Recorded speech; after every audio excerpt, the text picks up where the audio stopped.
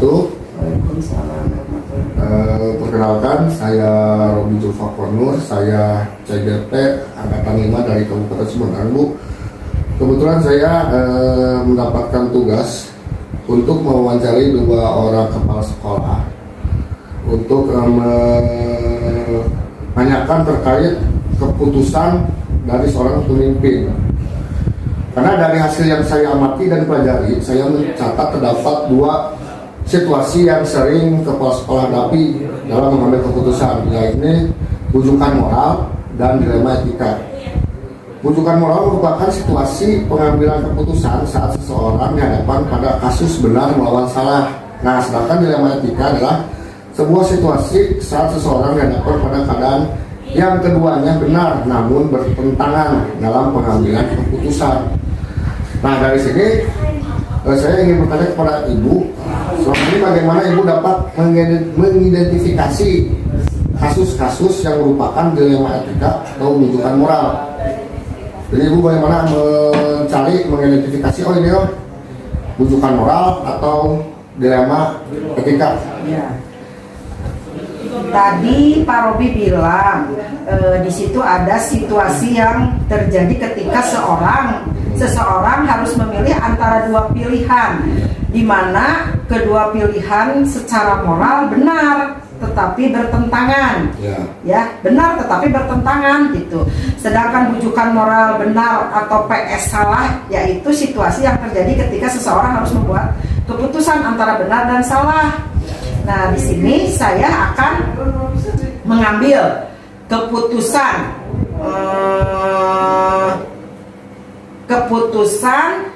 di mana sebetulnya dilema juga untuk mengambil keputusan itu antara benar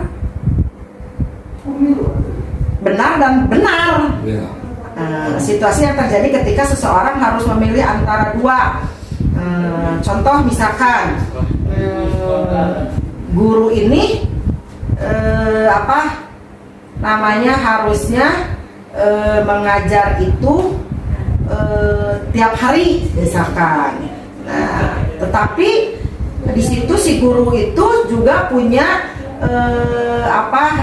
dilema untuk mempunyai pekerjaan yang lain. Nah, saya sebagai kepala sekolah sebetulnya dua-duanya juga dilema buat saya sebagai kepala sekolah. Harus apa yang saya ambil, keputusan apa yang harus saya ambil. Nah, dari situ saya ambil kebijakan saja. Yang penting tidak merugikan si anak dan tidak apa-apa misalkan si anak itu contoh seperti olahraga ya, si anak itu di bidang olahraga itu ya, pembelajaran olahraga itu sangat disenangi oleh anak. Nah, tetapi si guru olahraga itu mempunyai juga pekerjaan yang lain. Yang penting saya ambil kebijakan saja. Tidak apa-apa, yang penting tidak merugikan si anak itu. Jadi selama ini mungkin Ibu sedang menjalankan pengambilan keputusan sekolah di sekolah Ibu, terutama untuk kasus kepentingan yang seperti tadi Ibu jelaskan. Nah, mungkin sama-sama benar atau sama-sama mengambil nilai kebijakan. Nah, langkah-langkah atau prosedur seperti apa yang biasa Ibu lakukan tuh, langkah-langkah dalam mengambil keputusan itu? Apakah Ibu bisa dengan cara menghitung plus minusnya atau dengan cara berbicara dengan guru-guru yang lain atau mempunyai metode penilaian terhadap satu keputusan itu?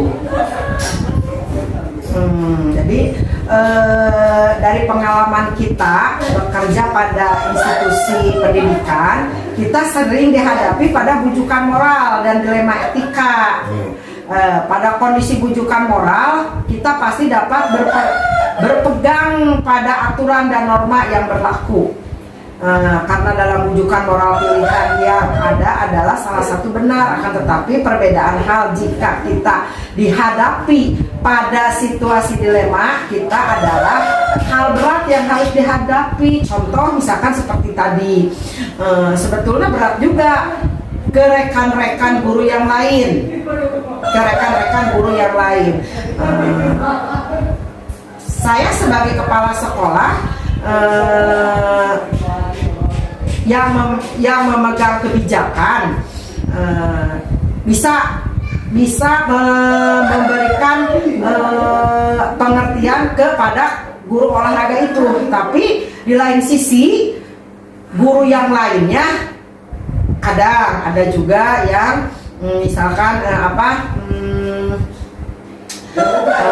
cemburu sosial gitu. Kenapa si guru itu bisa begitu? Nah, di sini saya sebagai pemangku kebijakan, saya juga harus bisa berbicara kepada guru-gurunya yang lain, diberi pengertian guru-guru yang lain sampai si guru-guru yang lain itu mengerti kenapa saya mengambil kebijakan seperti itu. Terus hal apa saja Bu selama ini yang Ibu anggap efektif dalam pengambilan keputusan pada kasus-kasus dilematika itu? Jadi misalkan Ibu mengambil keputusan itu dengan metode apa gitu, dengan cara menguji keputusan Ibu itu benar atau salah, ada tes ujinya dulu nggak, atau hanya pendapat saya itu benar, atau ada tes uji dulu sebelum Ibu mengambil sebuah keputusan? Dilema juga ya, ketika sering membuat kita sulit untuk mengambil keputusan. Keputusan yang kita ambil seringkali hanya berdasarkan pada prinsip-prinsip. Misalkan melakukan demi kebaikan orang banyak, atau yang kita kenal dengan berpikir berbasis pada hasil akhir, terus menjunjung tinggi nilai-nilai pada prinsip dalam hidup, atau yang sering kita sebut dengan berpikir berbasis peraturan. Melakukan apa yang kita harapkan orang lain lakukan pada diri kita, atau kita kenal dengan berpikir berbasis rasa peduli. Nah, tadi bilang apa? Jadi langkah apa saja yang menurut Ibu efektif sebelum Ibu memutuskan suatu keputusan dalam kasus dilematika ini? Nah, ada di situ sebetulnya ada 9 langkah. Ada 9 langkah yang dapat disusun untuk memandu kita mengambil keputusan ya, atau menguji keputusan dalam situasi yang dilema itu. Ada kesatu, bisa mengenali dulu bahwa ada nilai-nilai yang saling bertentangan. Terus yang kedua tentu siapa saja pihak yang terlibat dalam situasi tersebut, atau dikumpulkan dulu fakta-faktanya. Apakah benar si guru olahraga itu harus diberi kebijakan untuk mengajar seperti itu? Seperti itu. Oke, kemudian adakah seseorang atau faktor apa yang selama ini mempermudah Ibu untuk membantu dalam mengambil keputusan? Ada nggak gitu dari faktor apa gitu, apakah dari guru-guru, rekan guru Ibu, atau ada faktor lain gitu? Oh iya, ya mungkin saya juga sering berkomunikasi dulu dengan guru-guru yang senior untuk saya mengambil langkah kebijakan itu. Jadi tidak dari pure pribadi sendiri, karena kita kan di sini lingkungan sekolah ya, kita juga punya mitra kerja gitu. Jadi ada orang-orang yang pantas saya minta pendapatnya. Kemudian apakah Ibu memiliki sebuah jadwal tertentu dalam sebuah penyelesaian kasus dilematika ini? Apakah Ibu langsung menyelesaikan sebuah kasus itu di tempat, atau memiliki sebuah jadwal khusus untuk menyelesaikan bentuk atau prosedur seperti apa yang Ibu jalankan? Misalkan ketika ada suatu kasus, Ibu akan langsung ambil keputusan di tempat itu atau ibu membuat jadwal untuk mengambil keputusan itu? Ya, saya tidak langsung membuat keputusan di waktu tersebut karena keputusan itu kan tidak bisa spontan gitu kan, harus dipikirkan dulu, soalnya berat juga kan bagi kami untuk mengambil kebijakan, maka keputusan itu tidak langsung dilaksanakan di tempat langsung itu. Jadi sepertinya ada dijadwalkan gitu ya Bu ya, Ya. bentuk atau prosedur yang seperti apa Bu yang akan dilakukan dalam penjadwalan itu? Jadi misalkan saya memanggil dulu si guru tersebut, terus kami ngobrol-ngobrol dulu. Jadi ada jadwal untuk berbicara hati dari hati ke hati lah gitu. Oke Bu, mungkin dari semua hal yang telah Ibu sampaikan tadi, mungkin pembelajaran apa yang dapat Ibu petik dari pengalaman Ibu sebagai kepala sekolah dalam mengambil keputusan dilema etika ini? Jadi pembelajaran yang nggak dapat Ibu petik gitu ya, ketika Ibu pasti sering mengambil keputusan terkait dilema etika ini. Jadi yang saya dapat petik dari pembelajaran ini, mungkin kami sebagai pemangku kebijakan, jadi di situ harus berpikir panjang dan tidak langsung membuat keputusan. Jadi pembelajarannya ya macam-macam. Jadi sebuah tantangan ya mungkin karena dalam setiap permasalahan itu seorang pemimpin harus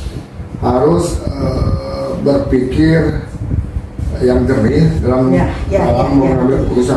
Jadi tidak tergesa-gesa gitu. Jadi tidak kalau di kata Sunda nama entong burung rusuh ya, karena yang rusuh itu adalah perbuatan setan. Makanya kita harus berpikir dengan jernih, dibulak-balik gitu. Karena dalam situasi etika ini mungkin seorang pemimpin harus mengalami situasi atau menyajikan paradigma antara individu dengan masyarakat, kan seperti itu Bu ya. Rasa keadilan lawan rasa kasih sayang, kebenaran dan lawan kesetiaan, dan jangka pendek lawan jangka panjang. Ya mungkin saya cukupkan Bu. Terima kasih atas waktunya telah memberikan kepada saya untuk mewawancarai Ibu sebagai seorang kepala sekolah di SDN Bojong 2. Saya ucapkan terima kasih. Assalamualaikum warahmatullahi wabarakatuh. Waalaikumsalam warahmatullahi wabarakatuh.